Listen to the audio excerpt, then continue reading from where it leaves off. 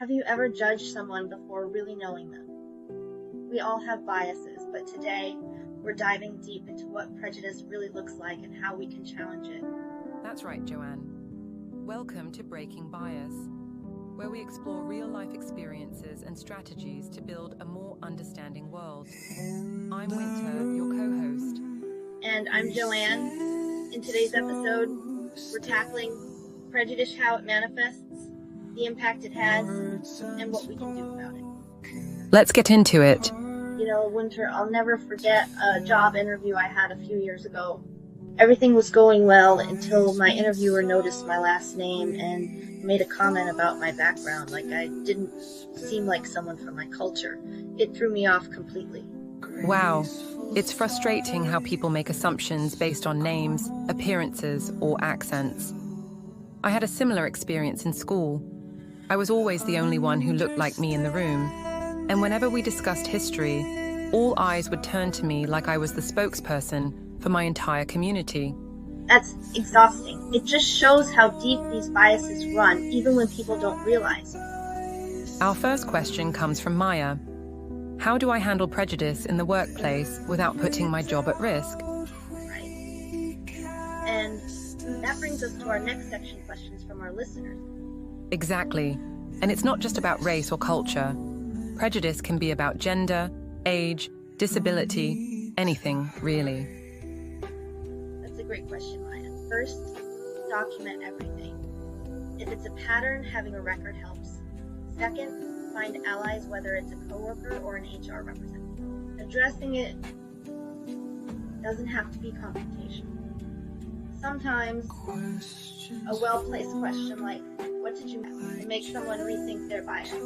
Absolutely. And remember, if it's really toxic, don't be afraid to explore other opportunities.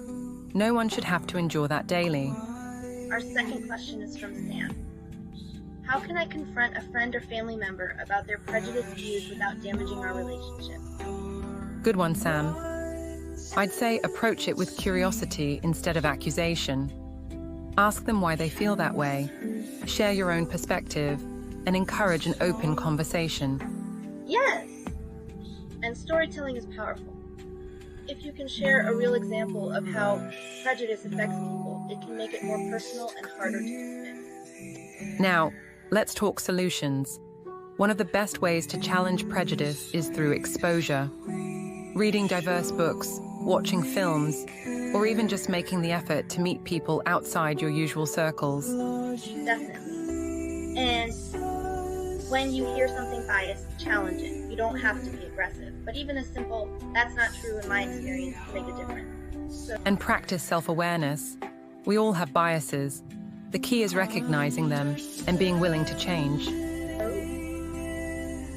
wrap of prejudice is everywhere, but we all have the power to challenge it in small ways every day.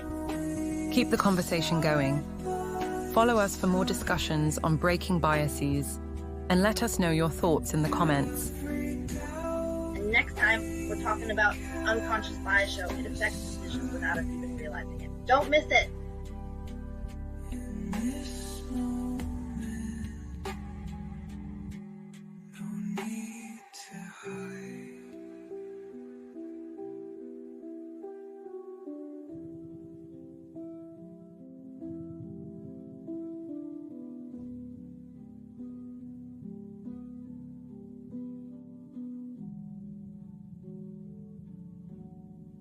Words once hard.